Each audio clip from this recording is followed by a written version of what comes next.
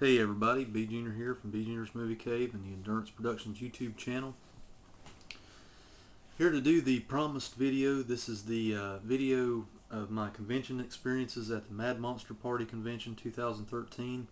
I finally had some time to stop, refresh, chill out, get some good sleep, have a little brew, sit here and just basically, new koozie there from the Dawn of the Dead koozie.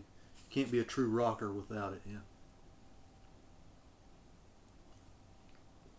Here's to a good convention had. Kind of have the post-convention blues today, but not a whole lot this year because I feel like I really got my money's worth this year. I went for all 3 days at the convention. Stayed Friday and Saturday night. And didn't stay a real long time on Sunday. Made kind of like basically a big all-purpose breeze through the vendor hall. Just made sure I got everything I wanted and pretty much did. I grabbed a few extra DVDs on the way out the door that you saw in the last video, the recap video. Basically, what I want to do today is just take you through the experience day by day, what I did and what I could recommend for everybody else at another show, that type of thing. Go over my experiences with the people that I met at this show, that type of thing. First and foremost, Friday evening, got into the hotel a little bit after check-in time, around 3:30. You probably saw my videos, not going to go over that again.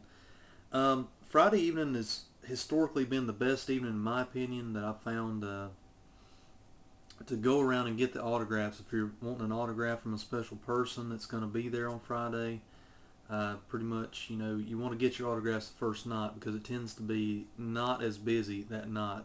It's not really the family day, it's the party night, and it's kind of the first night. Everybody's still kind of getting into town, and most or all of your celeb guests on the card, if it's a good show, will already be there and set up and ready.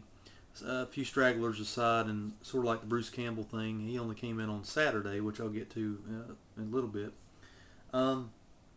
Basically, just got most of my autographs sans Bruce Campbell on Friday evening.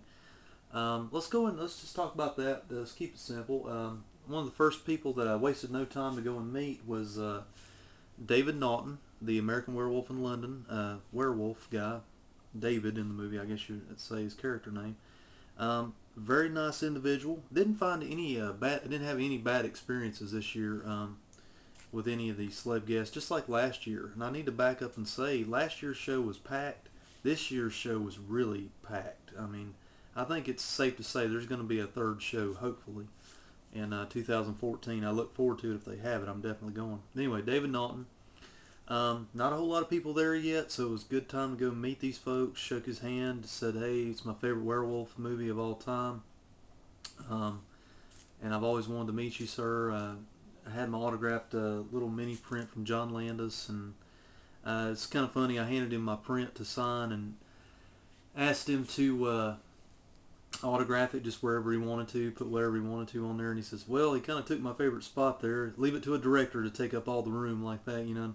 We just kind of chuckled about it, and he just ended up signing underneath John Landis, and I just thanked him for coming and told him again it was my favorite werewolf movie, and I said, "I know you get this a lot, Mr. Naughton, but I enjoy the transformation scenes. Thanks for putting the time and effort into the role and all that, and it's just an enjoyable film." And he just said it was probably one of the biggest highlights of his whole career, and he really enjoyed it.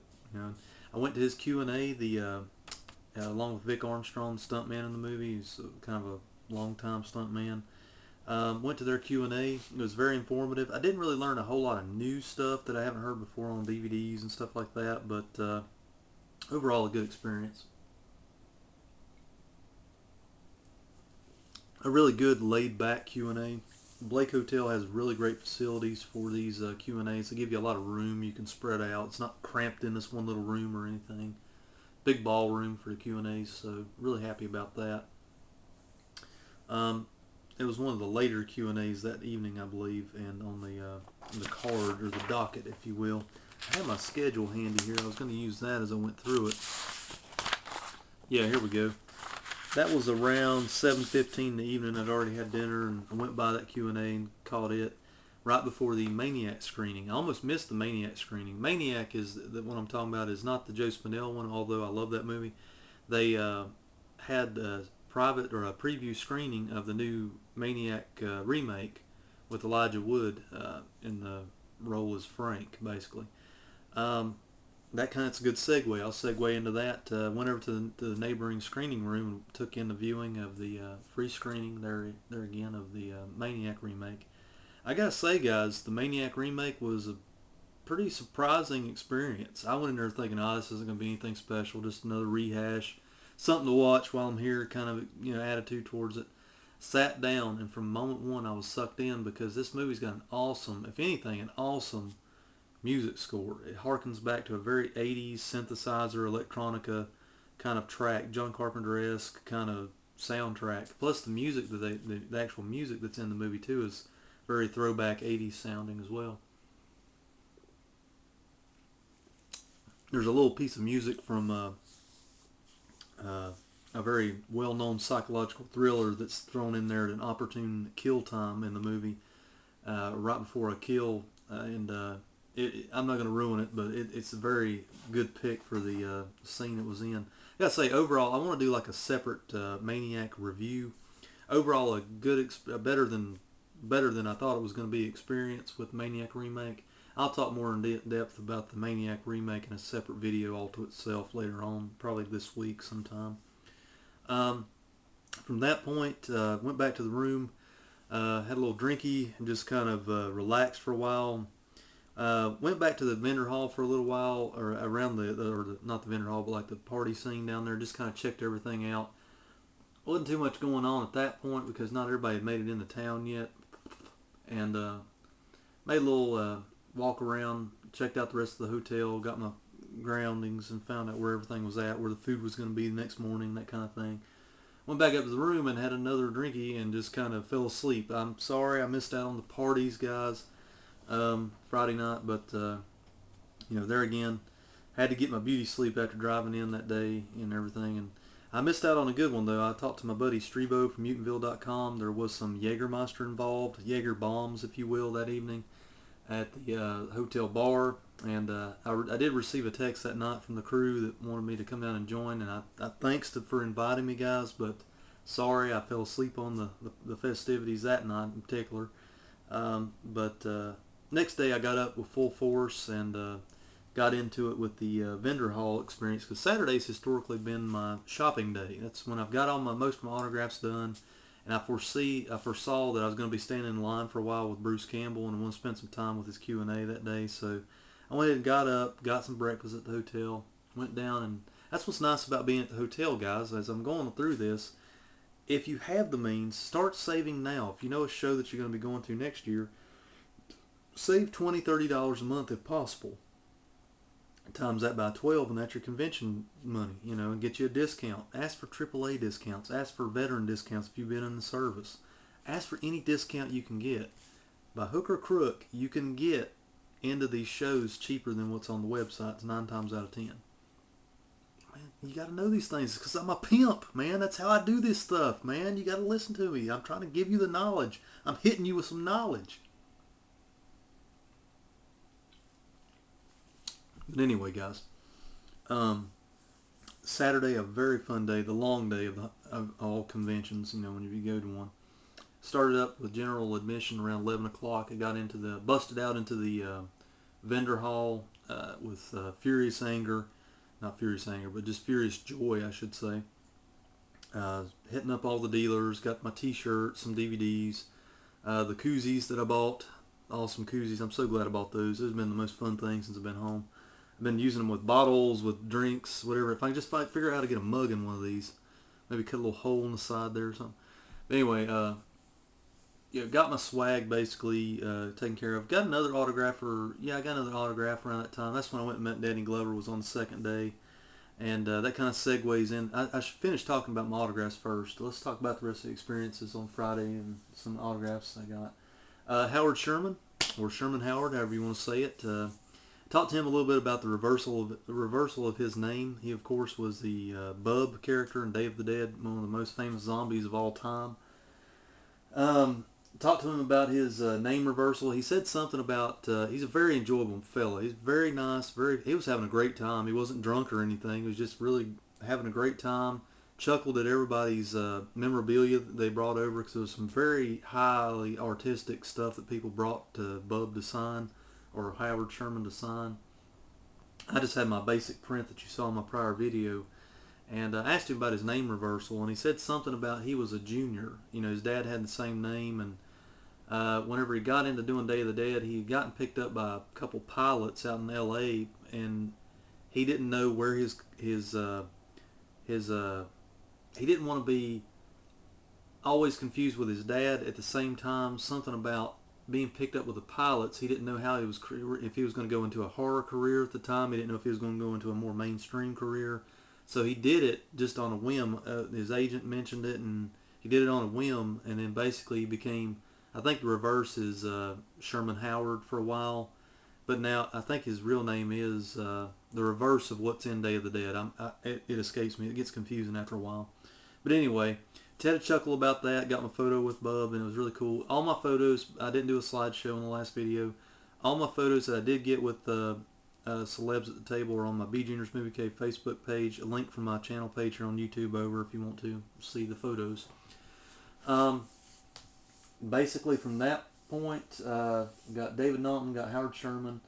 Went over to meet Gunnar Hansen, the man, the myth, the legend, Leatherface. As I said in my prior video, it just seems weird. I've always been at the show that he wasn't, and just kind of vice versa. I've been missing him on the circuit, basically.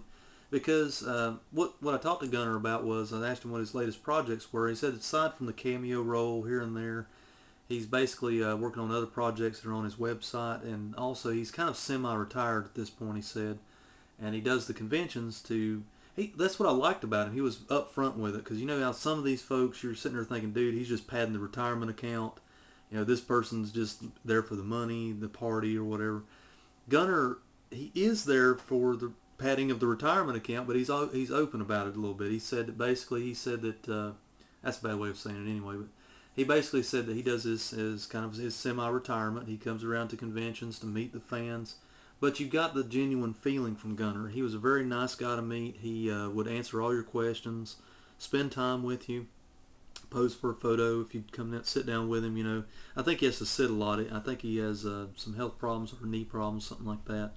But just a very nice guy. He's what you would expect from what you've heard probably from others. You know, he's definitely worth taking the time. If he's at a convention. I think this trip he charged $20 for an autograph, but I paid it gladly because he was in a classic film. He is the immortal Leatherface. You have to give it up, man. So I went ahead and paid for it.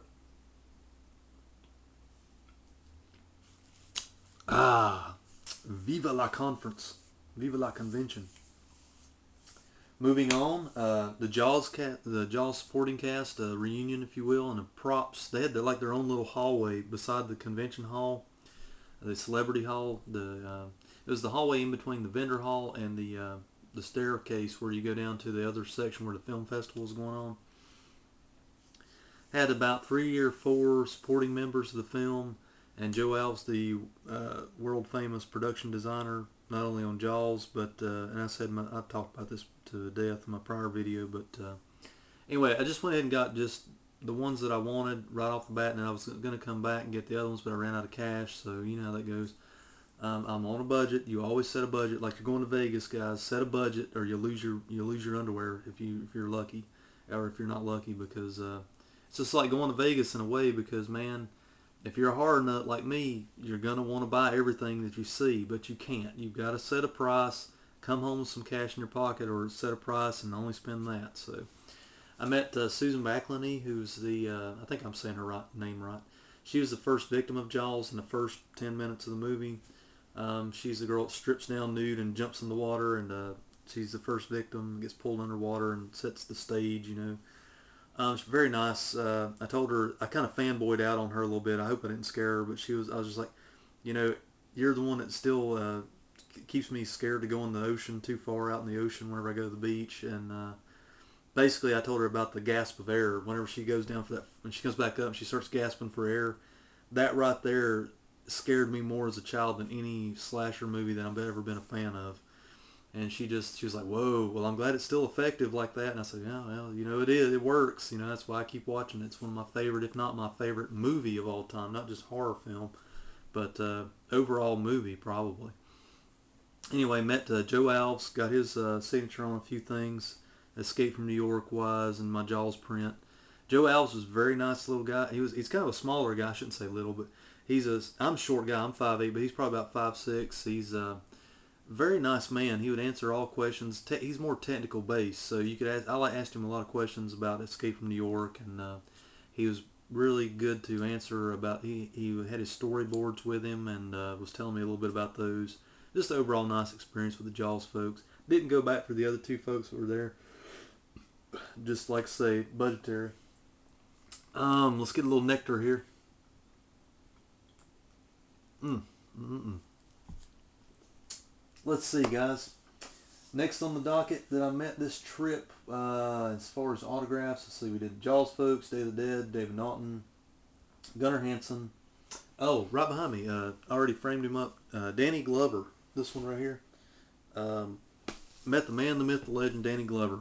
You know, just long time actor. I mean, you just say the name Danny Glover, most folks know he's kind of more of a-list guy. He showed up at this show, and from all the Lethal Weapon movies, one of my favorites, Predator 2, The Color Purple, for crying out loud. He's been around. This guy, the original Saw movie, he was in that one. He's been in, just check his resume on IMDb. He's a long time actor. I asked him, and I didn't get a photo with him because he was doing the wacky. There was only a couple folks there doing the wacky photo op thing up there in the corner.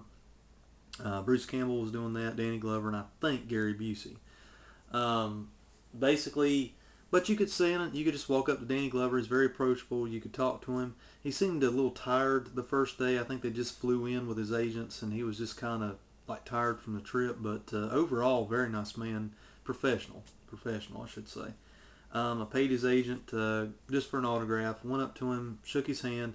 He says, "Hey, Barry, how are you, son?" I said, "I'm doing fine, sir. Thank you for coming to the convention, and thank you for all the great films and television." I just keep it simple whenever I talk to these folks. I got over my fanboy fear after my first show, and after you've done them enough, you just realize that they're people. We put them up on pedestals in our brain because they're our heroes in all these films that we watch, but at the end of the day, just like meeting John Carpenter again later in the day at Fright Night Film Fest and Shoney's with my buddy Pizzell, and you're just talking about the breakfast bar at Shoney's.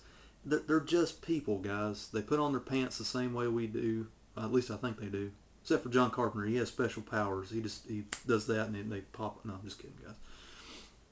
But all jokes aside, Danny Glover, very nice guy. Shook his hand, told him thanks again, and asked him what his current projects he was working on. He said he did a Hallmark movie.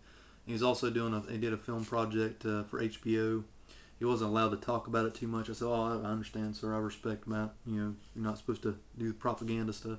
We just had a chuckle about that. And there again, I didn't want to bug him too much because he seemed like he was a little tired, but he was very approachable. He was a nice guy. Shook his hand again, told him thank you, and went on. Didn't do the photo because, like I say, he was... And the way they had the celebrity rows set up in that main celebrity area, it got so packed on Friday night as time went on and Saturday throughout the day that it was hard to get any footage on as far as video, so that's why there's no video of the celebrity row. Plus, it was just so packed you couldn't do it. Danny Glover, met him, and of course on Saturday, getting back to the schedule here. After I hit the Vander Hall, got all my swag and everything, and basically had all the experience there. Stopped in at mutantville.com, met up with my buddy Strebo over there. I kept missing Geo through the show, so Geo, if you're watching this, guy, sorry we didn't get to meet up for the brew or whatever, but you guys are always top notch to hang out with. And met up with Strebo off and on throughout the weekend. Poor guy, he was running around doing the film festival. He's kind of the head of the film festival deal there, and did an awesome job with the film festival, guys. I have to take my hat off to you guys. Salute to you generals of horror out there. You guys really put on a good show. Very organized. I mean, you had a schedule. They were giving them out at all the main booths of what films were going to happen when and where they were going to be. Very organized. Really enjoyed that part of it. Especially on Saturday. Friday night I only caught the Maniac screening. But on Saturday after... I guess I should segue into the Bruce Campbell experience and then I'll come back to the film festival. But Mutantville.com, check them out, guys. Doing independent horror in North Carolina. Evil Dead guru himself, Ash himself, Bruce Campbell, cult film favorite, Burn Notice, TV show, you name it. He jetted up here, I think, from Burn Notice, I think, and was in town just for that part. He's been doing this type of tour for a while now. What I like about it is he's still coming to the conventions. He could just say, no, I'm on a TV show, I won't be able to be there, and just cancel. But he showed up professional. He came in, did his Q&A. I caught probably the last half of the Q&A because I was doing other stuff in the vendor room. I'd forgotten what time it started, but I did catch most of it. It was very informative. It was hard to get video in there too because it was standing room only by the time I got in there. This place was packed for that Q&A. When the chin speaks, I guess people listen kind of deal. Everybody was in there. But I caught a little footage of him going off the stage. You probably saw one of my last videos. So anyway, Q&A was great. It was just the regular comedy show from Bruce Campbell. Just kind of halfway picking on people, but not in a bad way. I think he was more on his P's and Q's this time. He was just he didn't seem tired. He just seemed like in a more joking mood this trip instead of a kind of a pick on you kind of mood. He was a real cool dude. I mean, he did his Q&A, went back, did his photo ops or did them prior to, I can't remember what. I didn't do the photo op with Bruce Campbell because of budgetary reasons, but I was going to at least have the experience of getting his autograph, and they would let you take pictures of him signing after you walked off the stage in the corner and got your item signed. They would let you just stop along the little row there and take a picture of him actually signing something. So there again, pretty cool. The line was big. I mean, we all started. I thought I got in the line early, but I was still probably about, I'd say, a good 50 to 60 people back from the front. I mean, that includes like the VIP people, and I was in general admission, so I did the weekend pass with no VIP this trip. So, but still, he was good because everybody thought he was just going to jet out of there in 2 hours and that would be it after the Q&A. He actually, from what I heard from other folks, he stuck around for a while and made sure, I think most or all of the prepaid tickets were signed. Correct me if I'm wrong, leave a comment below on that if you got more intel. But if you had the prepaid ticket, which I did from the website, I just felt, my gut told me to buy that, so I would get an autograph at least. Once the VIPs got done, he started, the line went quick. He's a professional. He knows how to do that little Zorro signature of his and get you out of there, But he would take a little bit of time with him. When I got up to the stage, this was my Bruce Campbell experience. Basically got up there, shook his hand, told him, said, "Hey, thank you, Mr. Campbell, for coming. I appreciate it." And he said, "Oh, all right, here. Oh, you got an Evil Dead print? All right, there, guy." He said, basically, let's see if we can handle some business here. And he says, "There's your name, okay, Barry." So he says, "Hey, Barry," and writes his name. He says, "Why he's doing that?" and making sure he got it in the right spot. He said, "All right, where are you from?" I said, "Well, I'm from around." I told him where I was from, here in North Carolina. And he said, "What do you do?" I said, "Well, I help veterans of the military. I'm a veteran service officer for the Veterans Affairs North Carolina. I help veterans get their benefits after they leave the military." And he goes, "Man, you must be busy with all the kids coming home." And I said, "Yeah, we're getting a lot of business right now, Mr. Campbell." And he just kind of winked at me and said, "Thank you for your service," and shook my hand. I said, "All right, sir, thank you for all the great films and television." That was it. I went off stage, took a couple pictures of him, and life ensued. So that's basically the experience you're going to get from Bruce Campbell if he does one of his kind of one-day only trips.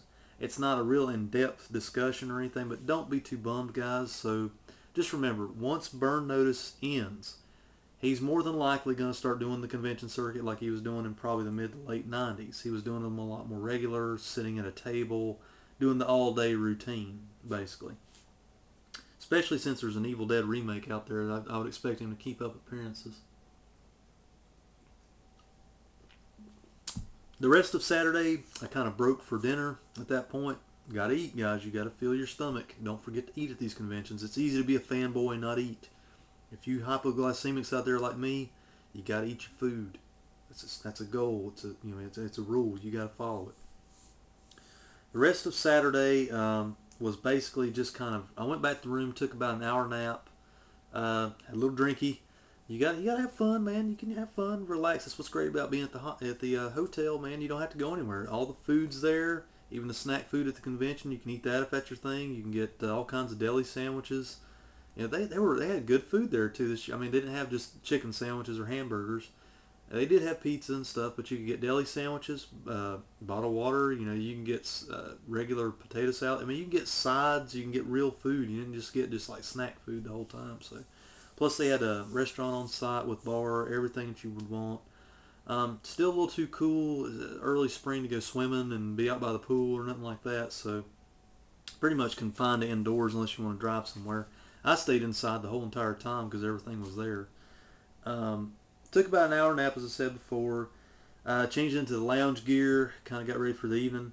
Went back downstairs, checked out the vendor hall one more time, and I think I got another little. I think I grabbed another DVD at that point. Went back up to the room for a little while. Called, checked in with my wife. You know, hung out for a little while. Went back down after the vendor hall closed up and the crowds kind of left out because the elevators were a nightmare whenever it's shift change, as I call it, whenever the vendor hall closes up. But after that, kind of calmed down. I went downstairs for the film festival later that evening. Caught a couple little film blocks, short film block towards the end of the night with my buddy Strebo out there. Gave the hearty handshake again. Went in and watched some short films, and then took in a viewing of a homemade fan film or homemade film entitled Rodney Cecil Psycho Hero. So if you guys are watching this recap video out there, the creators of that, you guys are or took part in that, salute to you guys. It's in the vein of Tucker and Dale versus Evil and the 80s horror comedy films. Hilarious. I mean, you can tell it's on a shoestring budget and it was made by just home video cameras and stuff like that. But guys, it was hilariously funny. Type in Rodney Cecil Psycho Hero in YouTube to get some intel on it because it's hilarious. Filmed on location in North Carolina. Also, after that, I didn't stick around for the midnight show. They had a cool thing. It was called All Hallows Evil, Lord of the Harvest. I really wanted to stick around for that one, guys, but the mid-30s, guys, you got to get some sleep. Plus, I had to drive back the next day, so I went ahead and went on to bed after that. Went back to my room, checked over my swag, kind of did kind of a reaccounting of all my junk, packed my bags. Next day, Sunday, was a quick breeze through the vendor hall. As I said before, didn't do any more autographs. Grabbed another DVD or two on the way out.